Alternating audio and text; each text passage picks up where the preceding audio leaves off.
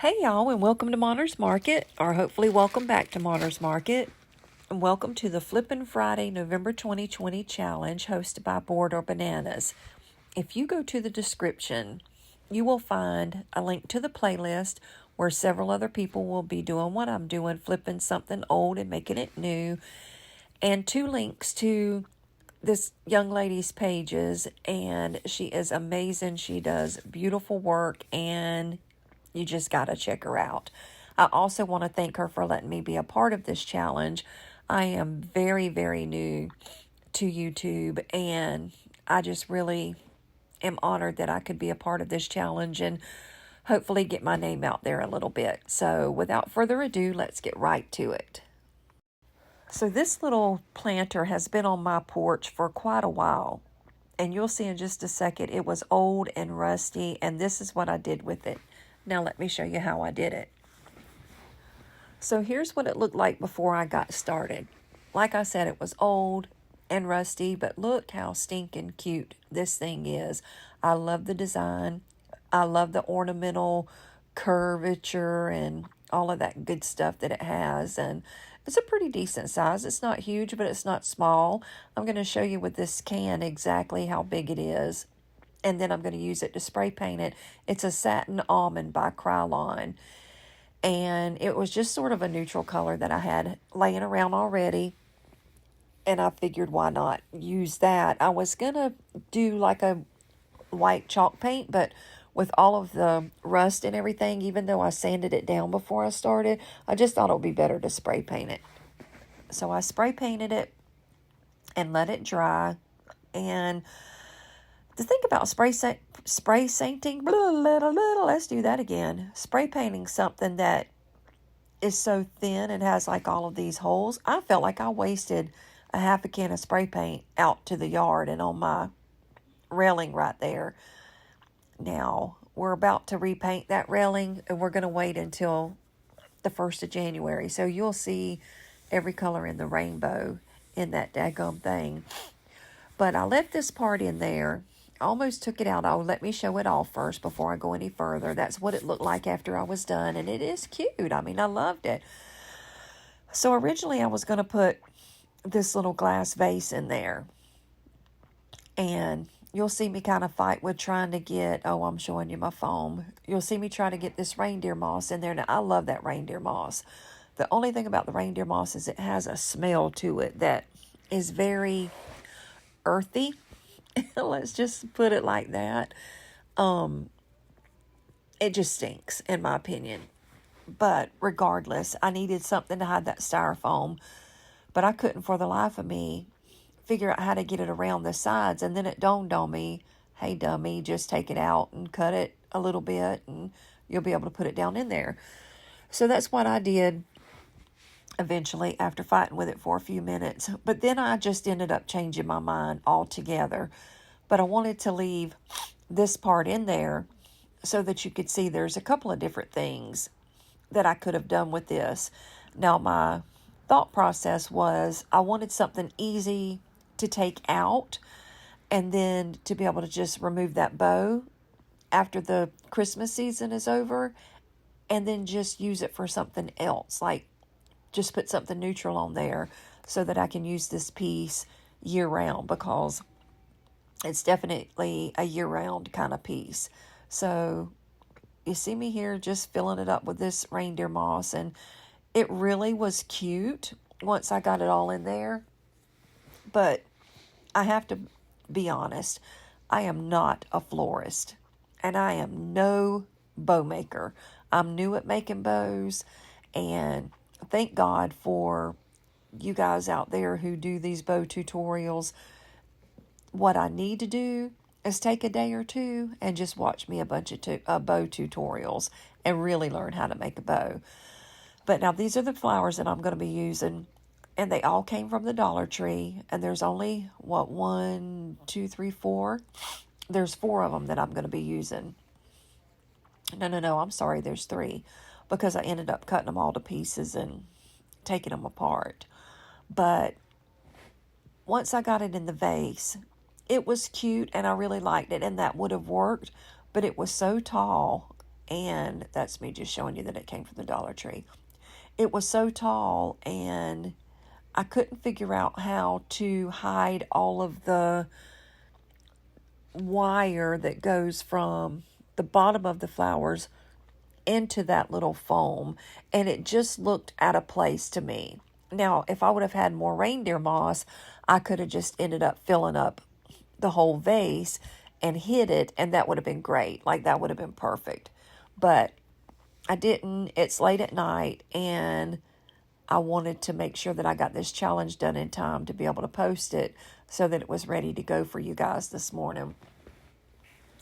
So anyway, I am obviously very out of focus here, and I haven't even watched a replay until right now, so I apologize for that. But this part I left in here. Now, I'm not going to use this bow either, but I had to leave this in here because I hope you guys get a bigger kick out of this as I do, because this bow is ginormous. You'll see in just a few minutes, it covers the whole tray. I don't know what I was thinking. I was just thinking that it needed a big, fluffy, pretty bow. And darn if this thing ain't big enough for something 4 times the size of what I was doing. But I didn't tear it apart. I ended up keeping it because I've got a couple of other very large things that I'm working on that it will go perfect on. So I just got a little jump start on a bow for whenever I get to that part. But what I do with this bow is just take different strips and pile them on top of each other, put a zip tie in the middle, and that's it. That's all you do to it. I call it a raggedy bow. I think it's called a messy bow or something like that. Everybody has a name for it. And that's me just trying to figure out where my middle is. But like I said, I left it in here so that you could see how big it was and how funny it was that I thought that was going to work on that planner.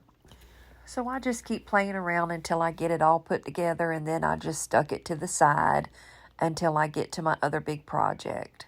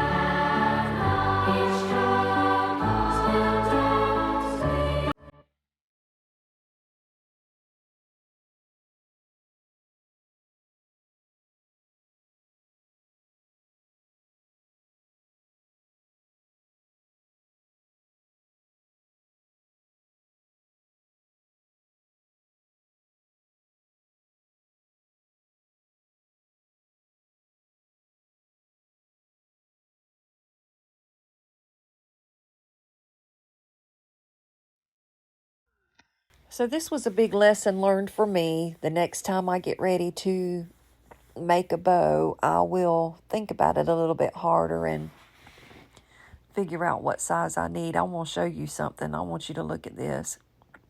Look at that. That thing wrapped all the way around that top of that thing. I still get tickled at myself. So now I just pulled out a different piece of ribbon, and I'm just making a plain old regular bow. Now, when I bought this roll of ribbon, I got it from Walmart for like $5.96. It had the cutest little bow on top of it already, just to show you, I guess, what the bow would look like once you made a bow. And I just took that little bow that came with it and put it right on top of the little bow that I made. Right there it is. Look how cute.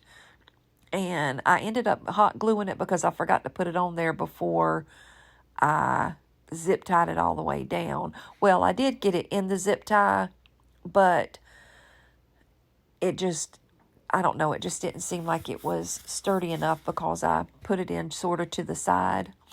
But I did end up going back and taking each side of it to the left and the right and putting a little dab of glue on there. So you'll see what I'm talking about in just a minute. But look at this whenever you use the zip tie. There's no super glue, not super glue, but no hot glue other than, where I went back and did just a little dab to lay that bow. See where it's sticking out right there? Just to lay that bow up against the bow where it made it look all uniform. Then I took this styrofoam and I decided to take the reindeer moss and hot glue it to it so I could stick it down in there because I didn't have a smaller glass vase. I do, but it's outside in my shop, and it was, like I said, it was already late and dark, and I just didn't want to bother going out there to get it.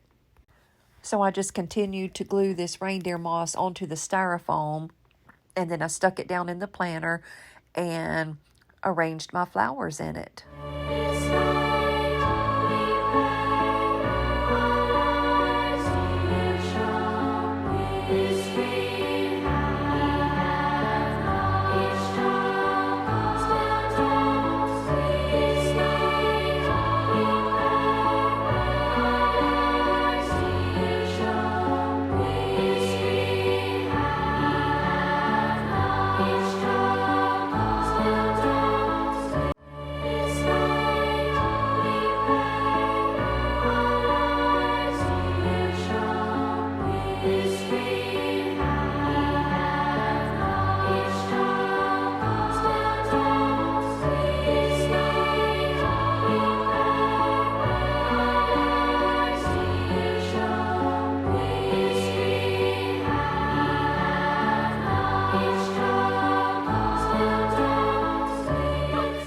So once I get my flowers cut down and get them stuck in the styrofoam, I was honest and truly tickled at the way it turned out because like I said, I'm not a florist. I don't really mess with a whole lot of greenery and flowers and things like that.